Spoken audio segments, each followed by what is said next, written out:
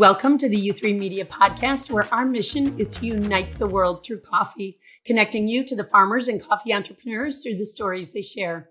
I'm Christy Ross, and joining us today is Sara Gibson, co-founder of Rising Tide Roast Collaborative and Sightseer Coffee Roasters. Welcome, Sara. Thanks for coming on the show. Hi, thanks for having me, Christy.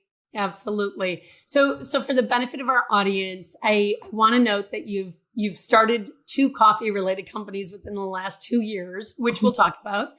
And prior to that, you've been a head roaster, a green buyer.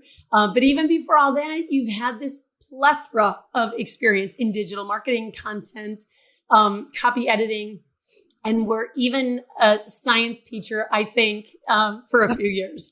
So walk us through your background in a little bit more detail and connect the dots for us on your path from your previous career into coffee. It's a long and winding road. But a million years ago, I graduated from college with like an international development degree and then was like, I don't know what to do with this. So then I moved to New York for a while and worked in the music industry, which has, okay. And then traveled for a while. Then I became a science teacher with Teach for America. Then went to work for Comedy Central doing copy editing, copywriting. Then got a job at an educational nonprofit. So it sort of tied back into that Teach for America thing where I was doing digital content work. And a lot of those things felt really important. Not all of them, but some of those things felt really important, but they didn't really capture my passion. I did not love going to work every day. And so at some point, I was 7 or 8 years ago, I was having like a come to Jesus moment about what do I want out of my life. And I was like, well, I mean, everybody says, follow your passion. Like, what is my passion? And I was like, nothing. I don't like anything. Everything's annoying. But what I was like, I really do like coffee. I really like coffee a lot. I didn't know anything about coffee. I'd never been a barista, never done any of that. But I happened to have a friend who was a coffee roaster. And asked her to show me her ways. I remember her saying, you don't want to do this. There's no money in it. And I was like, I don't care. I want to do it. I want something that I feel passionate about. And so she taught a class at Bay Area Co-Row. Her name's Cheyenne Love. She owns Queer Wave Coffee out in California. She's amazing. And it was super interesting. I did a cupping. I had no idea what was going on. I thought everybody seemed ridiculous. And I did not understand slurping or like how anyone tasted anything other than just coffee. But it was super interesting. And the roasting was super interesting. And just around that same time, I happened to be moving to Austin. And so after I moved, I just did a Google search. I found the roastery that was closest to my house. And I showed up there and was like, what do you guys do? Do you do cuppings? Tell me about this coffee. Is that your roaster? Like, can I see it? Do you need any help? Do you need someone to sweep? What do you need? What's happening here? And I think pestered them enough that at some point they were like, do you want to work here or something? I was like, yeah, sure, that'd be great. I love that story. So wait, is this 7 years ago then? This is that 7 to 5 years ago range or 7 years ago? Yeah. 7 years ago. Okay. Oh my God. So that is awesome. And so they just did they take you under their wing at that point? Did they hire you? I got really lucky. It was a roastery out sort of in the middle of nowhere. So it wasn't like people were clamoring to work there. And I think I showed up at just like kismetically the right time where they had they were growing just enough that they actually needed to bring someone else in to roast. And they were like, I don't know, this person showed up and I guess she wants to, so we could just let her. So like really early on, having never actually worked in coffee before, I was roasting on a 35 kilo Loring, which is actually a really good machine for a beginner because they're kind of idiot proof, which Hey, great. I thought alluring for that exact reason. I don't come from the coffee industry, and that's the exact reason. Yeah, they're great learning machines, but they're not the normal thing that people get to learn on. So in a lot of ways, I got very, very lucky. And I definitely recognize that. I recognize how hard it is to get into coffee for so many people. And so that's part of what one of my businesses is for, is trying to make that a little easier for people. Yeah. And we're going to definitely talk about that. The one thing you mentioned just about sort of finding that niche, something, that I have a life motto. I have many, but one of them is, that do what you love what you do, because you spend a majority of your time doing it. Like I feel so strongly about that. And I tout that to my girls all the time. I have 3 wonderful girls. And I'm like, just pick something you love. You worry about the money later, right? But it, looking at the advice that you had got, where they're like, don't go into coffee, you're not going to make any money, anything like that. It's that advice feels like that floats around quite a bit. They, a lot of different types of company, they say, just jump in, just do it, jump in with both feet, just do it.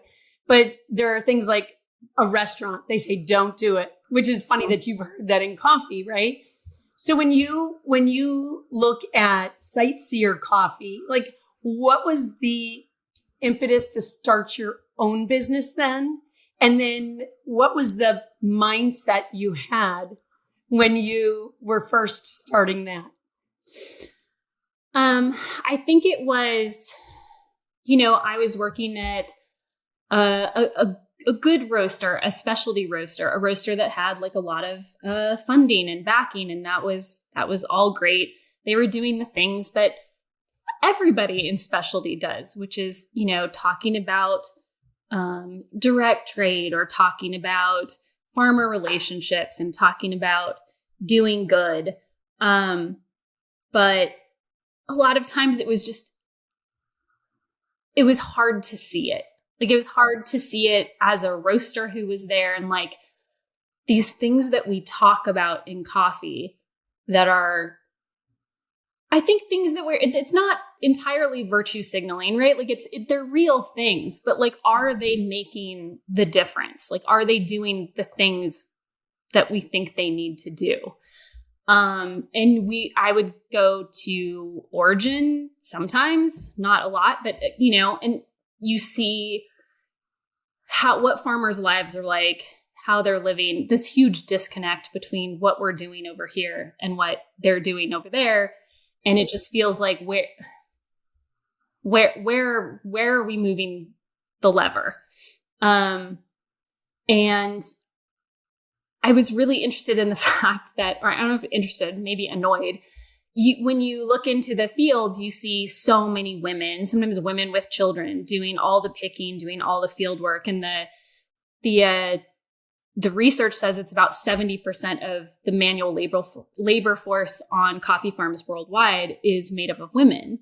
But anytime you're talking to anyone in management, decision-making, ownership, definitely land ownership, it is all dudes.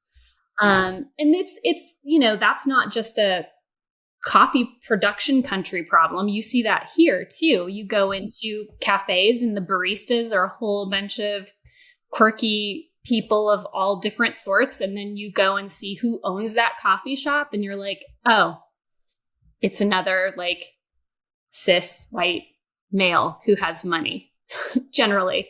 And it's kind of like, it can be discouraging. It makes you feel like you don't have a place there, or like your place is only, there's a ceiling. So I got really interested in like, women producer initiatives and what those look like. Was reading a lot about that. And then, I came across, I think, something on like one of my obsessive readings, and it was a quote from Kofi Annan that said, and I can read it, when women are fully involved, the benefits can be seen immediately. Families are healthier, they are better fed, their income, savings, and reinvestment go up. And what is true of families is true of communities, and eventually whole countries. So I remember reading that and having this like aha moment, like what a powerful way to support sustainability, social sustainability, environmental sustainability, financial sustainability, to support community growth, to support the people who are really making coffee. One like good lever to pull right there is to just invest in women. And so we talked about that. My co-founder and I, my co-founder, Kimberly Zash, who is fully the heart and soul of everything we do too. And we're like, that's it. Like, that's the thing for us, And so we're like, we're going to source 100% of our coffee from women-owned farms or mills. And we're just going to make sure we pay above fair trade prices for the coffee we get. And that's going to make a difference without us having to great white hope ourselves over there and try to like, insert ourselves into the process. It's about picking the right people and then just paying them the right amount of money for what they're doing. Right. Oh my God. I love your mission. I mean, I even went to your website, read, about us page and all of that, but I was really moved when you, as you dive deeper into that, what you're doing and why. And it's unique. There's not a lot of roasters that are focused on that. So I definitely think you've found something that can have a tremendous impact. So, one of the things that it said on your website is you tagged it as you're a feminist enterprise. Mm-hmm. And so, in sharing your mission around this, talk a little bit about the actual impact you're having. Like, you just talked about the things that you can't see with a lot of other companies saying I'm helping the farmer, or it just feels like marketing sometimes or something like that. Mm-hmm. Like this feels like there's not, and not that they're not having an impact. They absolutely are, I'm sure. Yeah. But talk about this, because this mission I think is unique. Talk about the impact that you're having. Yeah, I mean, it's still early days for us, so it's hard to, we can't like quantify our impact over time on certain farms yet. But I'll tell you this story. So we went to Oaxaca to visit some women-owned farms with one of the importers that we work with this spring.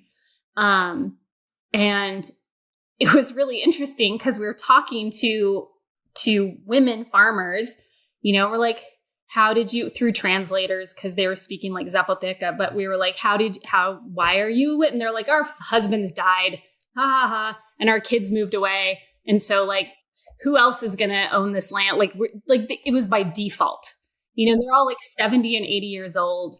They were, kind of flabbergasted by the fact that we were there and that we were saying that we prioritized, women producers, women owned land, things like that. They were just like never heard of it. Occurred. They were like, oh, like kind of like, oh, that's great. Like, it seemed like not like it was a light bulb moment, but just like it hadn't occurred that was anything that anyone was doing in the United States. And they're like, well, shit.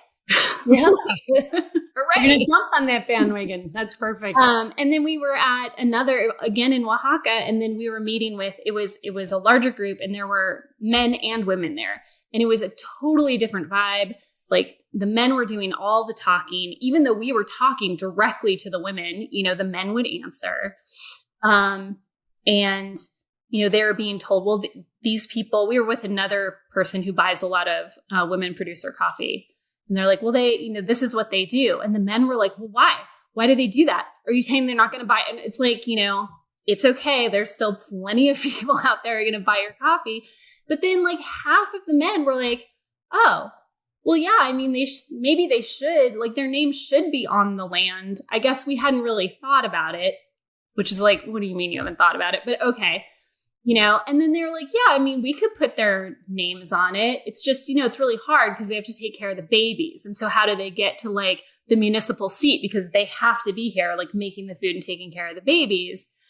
And so then it was kind of like, well, is that the holdup? Because we could try to get somebody to come up here.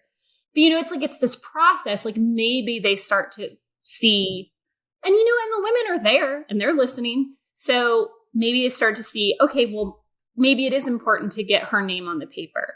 And if her name's on the paper and something happens to him, then maybe that's better for her.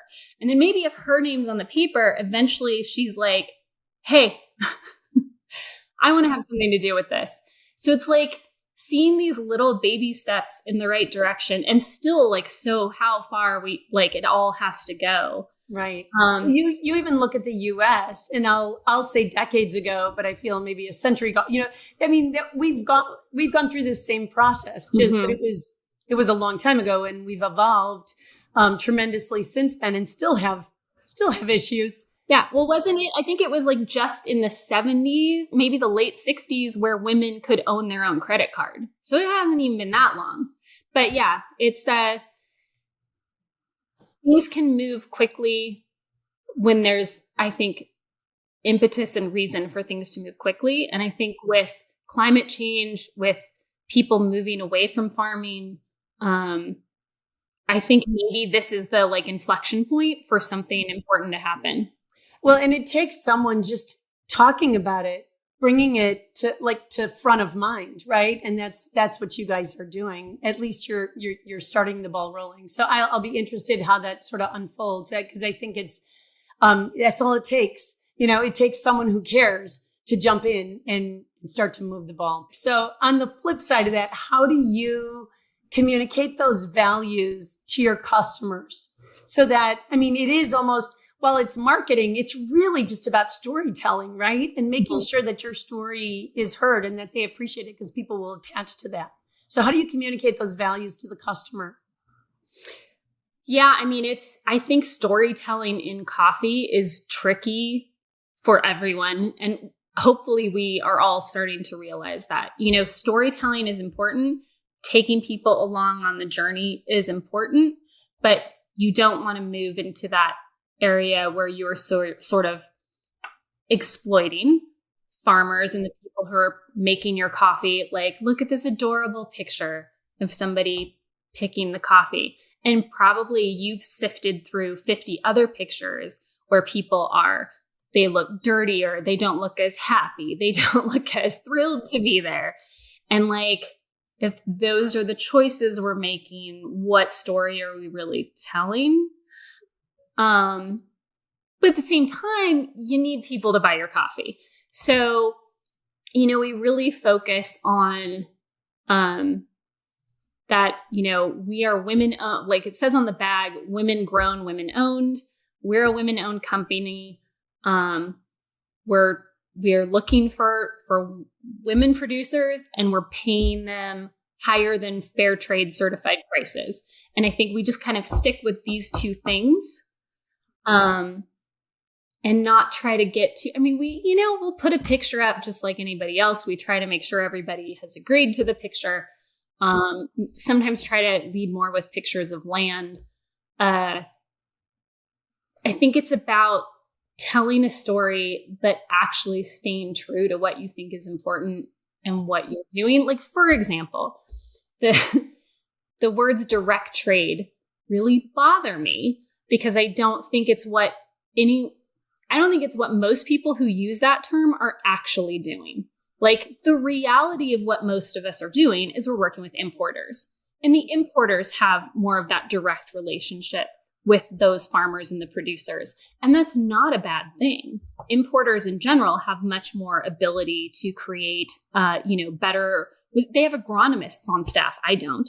So I want to work with importers who can go and be like, oh, we helped them build some raised beds, and we help them, improve their quality doing this and that because we brought on our agronomists. That is great. And I think when we say the words direct trade, we're creating this impression with our customers that we've like faffed out into a jungle somewhere and, hacked our way with a machete and found this farmer somewhere and been like, will you work with me? And they're like, you're so amazing, I will. And then we're just like best friends, and they're sending me coffee and I'm using it, and it's just not what's happening. So there's something disingenuous with that term that I understand why people use it, and yet like, I think it creates a fallacy in people's understanding that is not helpful at this point in time.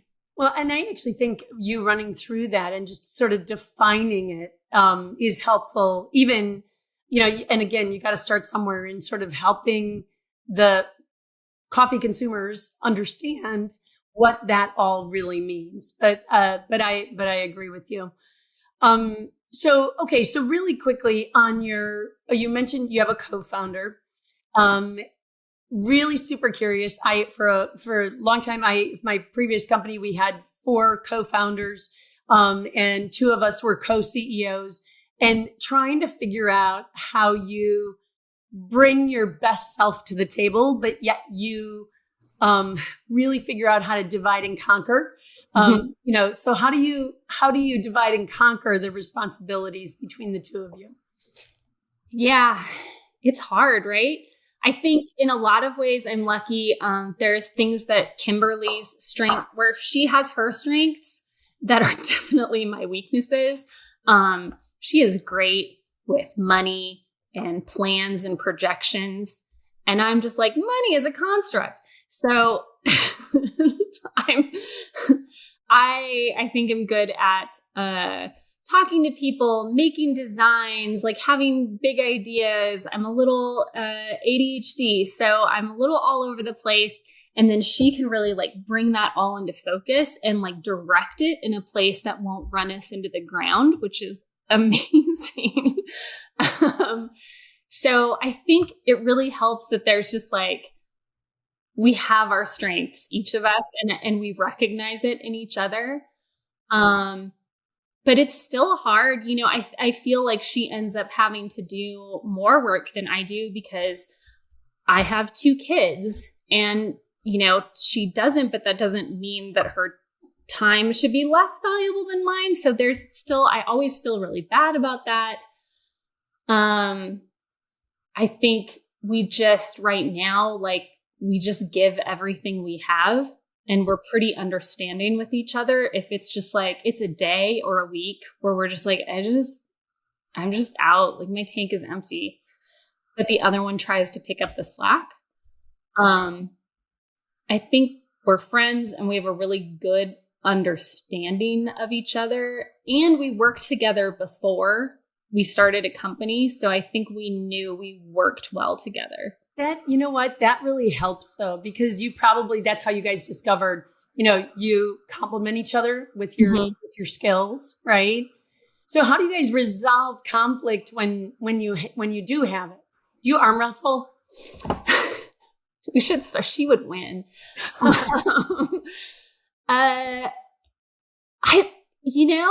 It's funny.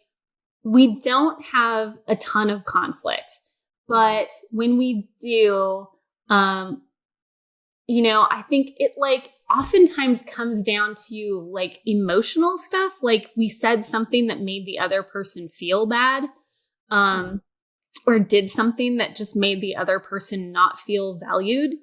I will say Kimberly is better at this than me. She will like think about it and then she'll bring it to me and be like, you're doing this thing that I really don't like. And then I'll get all up in my feelings about it, but then like I can process it out. So I think I'm trying to learn from her a way to like be more straightforward about those kind of things and how to just not just stuff it down and be like, everything's fine, which is my tendency. I need a Kimberly in my life to call me out on stuff for sure.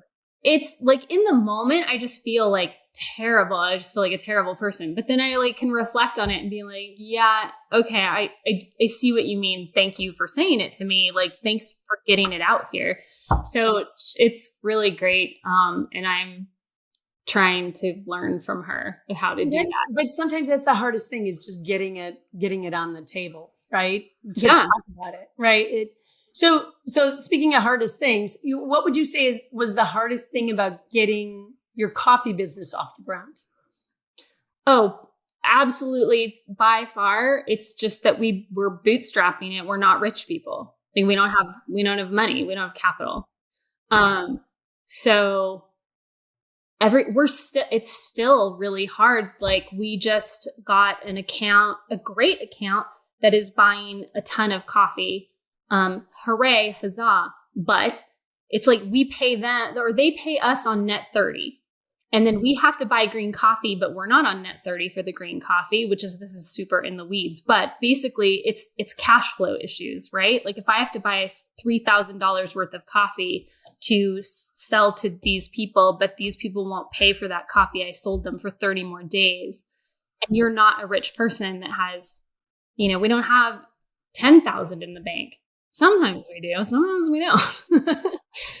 It's really hard. And then you're just like, you see, like we can't go out and buy, pre-printed bags because they have a 10,000 MOQ and we can't. So it's like when you are small, you are constantly paying more money to do the same things that the big companies or the well-funded companies can do for cheaper. And it's hard. You're spot on, and I talk about the top 3 reasons why startups fail. I talk about it all the time. And one of them, 100%, is running out of money. Mm-hmm. At the end of the day, you might have a great concept. You might have a great product. You might have a great story. But at the end of the day, you need money to fund that. So totally get that. Totally can appreciate, the early days of getting any business off the ground. So I'm gonna talk about Austin a little bit because you said you're in Austin, Texas. You kind of went there and just again dove in with both feet, right? Yeah. So how did you actually really assess the market for Austin, or just you were there, so this is what you were gonna do while you were there? Like what? Walk me through that a little bit. Yeah, I mean, I guess the thing about assessing the market is like, I just sort of don't even believe in the whole like competitive advantage thing. Like the thing that they tell you to do, right? When you're trying to figure out if you have like a viable business idea is like, what's your competitive advantage? What are you going to do better than nobody else is doing in your market? And I'm kind of like, who cares? Who cares? Like if you're just doing the thing kind of like everybody else is doing it, but you're doing it well and you're doing it with love, then it's worth doing. And maybe I'm too much of a socialist, but it's like the idea of like, I've got to do this thing better than them. It's like, no, you don't. Like if they're doing it good, you can do it good too. And you can all just be buddies about it and it can be cool. And I think that sort of came into it when we were trying to, do like strategy documents early on that we didn't know what we were doing. Just find things on the internet and we're like, I guess this is how you start a business. But a lot of it is about like, well, how are you going to outlast the competition? How are you going to do this? And it's just not my vibe. Right. So, I think you have the right mindset about it. You have the right, it's like you're going to jump in and you're going to create great coffee, right? And you're going to have an impact and you're going to do things that you can sleep at night, right? You're going to do things that you believe in so that you can sleep at night and every day you're mission driven. Yeah. And that like, I think if somebody came in and looked at the Austin coffee market, they might say, oh, this is saturated. Oh, there's a lot of people here. There's room for more. It's fine. As long as people are still drinking coffee, there is room for more. And the more people who believe in it and care about it and are following a dream, like, yeah, great. Yep. I'm with you 100%. Okay. So let's talk about Rising Tide. Talk about what it is, what it offers and where the idea came from too. Yeah. So when we started Sightseer, we basically still had our day jobs, where we were working for another roasting company. That got a little weird. And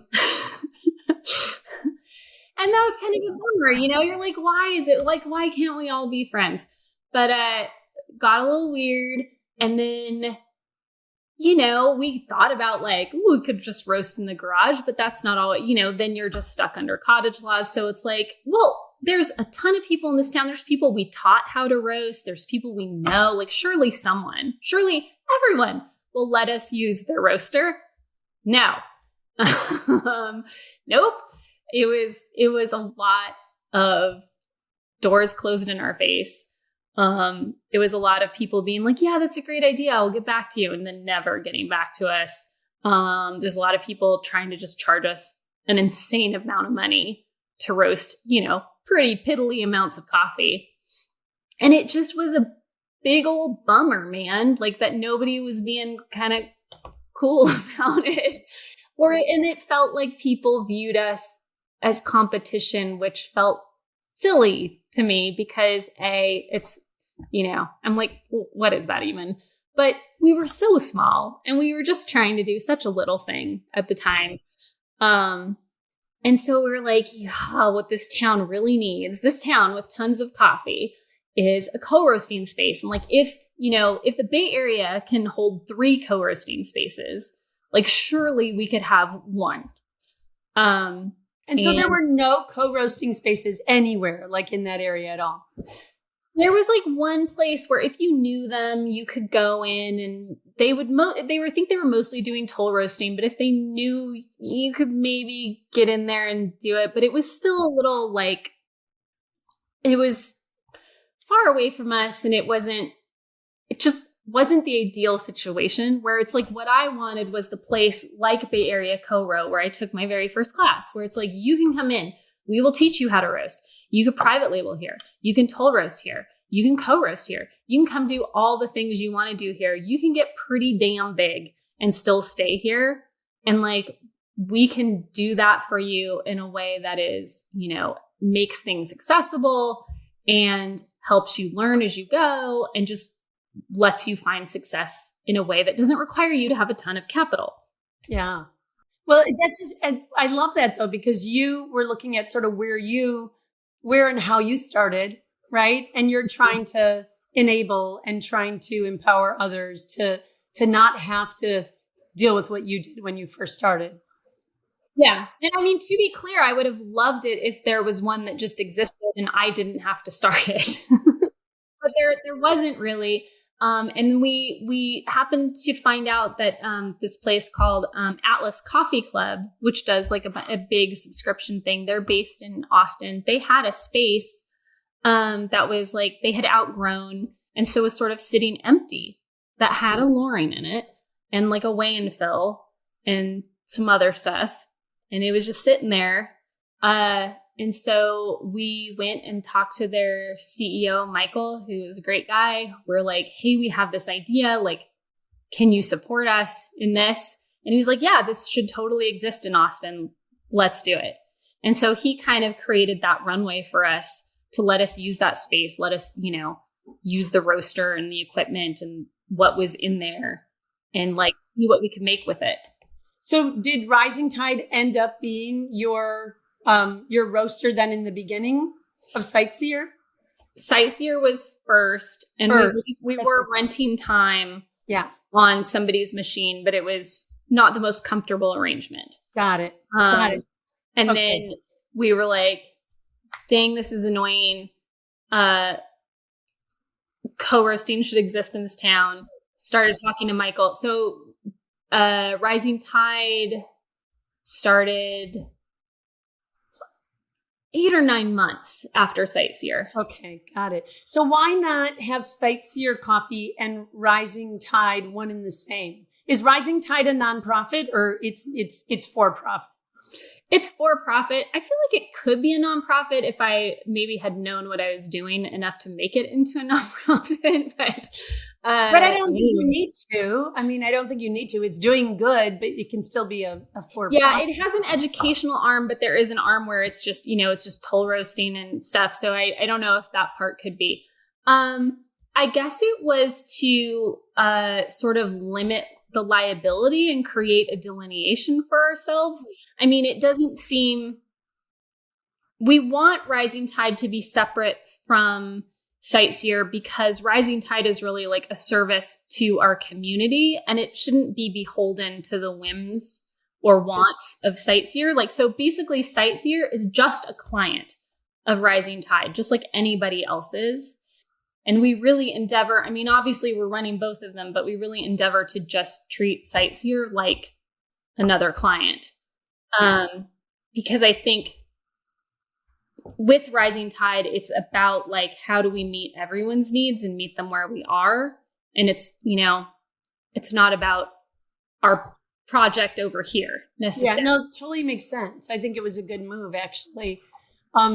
So when you look back now, I mean, because you've learned so much over the last couple of years, is there something that you wish you would have known when you first started in coffee that you know now, but maybe something it's a piece of advice you'd give to yourself if you were back then? I mean, I think I think Cheyenne's advice to me from the beginning was like a good cautionary tale, right? Like, but I would amend it to be like, don't get into coffee if you think this is a vehicle for making you a lot of money. Do it for the love of it, and not like, I don't know if liking coffee is enough. Like, you kind of have to love it and really have a passion for it, because it's going to be hard. It's going to be frustrating. And this is probably true of anything. If you're starting a business, it's so much work that I think doesn't have a huge financial payoff, at least not right away. You just really have to prepare yourself for that. And I think the more you can like cushion around that and give yourself the runway that makes that make sense, whether that is like, you have a spouse who has a day job with insurance, or, you've worked this other job for a long time and you've been able to like create some cushion for yourself. Cause there are a lot of people who are like, I love coffee, I want to get into coffee. And then they just can't make the leap because there is sacrifice involved. Yeah. And it's capital intensive. Somebody made the comment to me, I don't know, this was a handful of months ago, where they're like, how do you make a small fortune in coffee? You start with a large fortune first, Yes. Crazy. But I have heard that, over and over. I feel like, in terms of just the intensity of capital, and you got to go in with sort of eyes wide open. Okay. So I know that I have a number of questions left, so I'm going to have to probably cut this short a little bit, but I'm going to run through a few fast questions and just sort of, whatever, 1 or 2 word answers or a couple sentences. So is there a coffee publication you reference that helps keep you up on the trends or hot topics in the industry? I mean, I love Roast Magazine. I don't read it as often as I should, but if I had the time to sit down and read something, it would be that. Daily Coffee News is great. When you have a couple of small kids, it's not easy to find any time for yourself. So I get that. Can you share a general coffee industry stat that you find interesting, fascinating, or a stat that you now like religiously follow its progress, besides coffee futures? Coffee future prices, which I feel like everybody sort of just does that naturally. So any stat? I like reading the consumer trends stuff because I think it's very grounding. I can't think of the exact stats, but we tend to get a little up in our heads or up in our butts even about our coffee and what we're doing and anaerobics and fruity naturals and stuff. And then you go and read, anything that is like consumer data trends. And it's like, they like lattes with syrup. They like dark roasts. What flavor profiles does the average consumer, not even the average consumer, people who self-identify as, coffee connoisseurs, what do they like? Chocolate, caramel, nutty. That's it. So I think grounding yourself in what people actually like and what people are thinking about can be a really good, healthy sanity check when you work in coffee. I think that is a brilliant comment, because if you look at who has done very well, starts with an S, ends with an S. I mean, that's exactly what they did. They literally, Starbucks nailed, what does the US consumer want? And I shouldn't even just say US, right? I mean, just, worldwide, but what does the end consumer want? And they want all those things. Anybody who loves and appreciates coffee for what it is like there's a disconnect for sure. And we could probably talk about that for like a half an hour because I think there's a, by itself. But anyway, okay. So, is there a random, like fascinating fact that most coffee consumers probably don't know on this same topic of sort of this bridge? I think they don't know how much work goes into production in the coffee producing countries. I think when you really start to look at what it takes to process coffee and all of those steps and how exacting it can be and how much work is there. And then you think about how much money we pay for coffee. It's really sort of mind blowing. Yeah, I agree. You think about it from literally planting to picking all the way to the cup. And it's crazy how many hands touch it. So, okay. So the U3 top three, very brief answers. Your favorite brewing method, which you mentioned before. I don't know if it's my favorite, but it is my go-to. Would just be the Bonavita, which is over there. I don't know if you can see it. I feel like coffee roasters tend to be very lazy brewers because we're just like, we're tired. So I have lovely, I have a Chemex and an origami and everything back in those cabinets, but my day-to-day is just Bonavita, which is a great machine. Yeah, for sure. So what about your coffee drink of choice, like black or latte or hot or cold or maybe a specific origin? I'd say I really like probably like a washed Central or a washed Columbia that's just sweet and smooth, had like a medium body, but has some like interesting acidity in there, some brightness that is going to surprise me and delight me, but it's not too much. It's not too sharp. Just a really beautiful, sweet, pleasant coffee that I can drink 3 cups of is usually what my favorite is. So just black or black? Yep. Just and I mean, if I go to some place and they have some crazy drink on the menu, I will try it. For sure. But your regular day to day. So, and the last one is how many cups? So is that 3? You drink 3 every day or do you drink more than? God knows. Cause I probably, if I'm just at home, it's like 2 to 3 cups, but I go to work and I'm cupping coffee and then we're like, did this cold brew turn out all right? And then we're drinking the cold brew. And then somebody comes in and is like, you got to try this. Then we're trying that. And, it's, who can say? Right. No, I got it. So, okay. Is there something I didn't ask that you'd actually like to share? I mean, I guess the thing that I always want people to do, consumers to do in coffee, is to pay more money for coffee.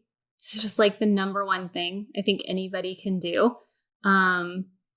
Maybe stay away from grocery store coffee, go buy some specialty and don't be put off by a $20 for a 12-ounce bag. It's honestly what it should cost, And then I guess the same thing for green buyers, just pay more money for your coffee. I think a lot of people are, and that's great. But fair trade, even fair trade premium certified prices really aren't enough. And the more we can pay, the more we should, because the people who are making this product that we love, like by and large, they deserve it. Yeah, I totally agree with that. And very well said. Okay, so I want to give you an opportunity, Sara, to share where someone can learn more about you, about Sightseer Coffee, or about Rising Tide. Yeah, so you can find Sightseer online, sightseercoffee.co. You can find us on Instagram at Sightseer Coffee. If you're in Austin, you can find us every Saturday at the Lakeline Farmers Market. And then Rising Tide is online at risingtideroastcollab.com. And same thing, Rising Tide Roast Collab on Instagram. And Rising Tide, we do cuppings, we do classes, we do events. So if you're in the Austin area, you can send us an email and ask to be added to the event list. That is perfect. Thank you so much for joining us today, Sara, and of course for helping us unite the world through coffee. Thank you, Christy. Absolutely. And thanks to you, our followers, for joining us at U3 Coffee. We'll see you next time.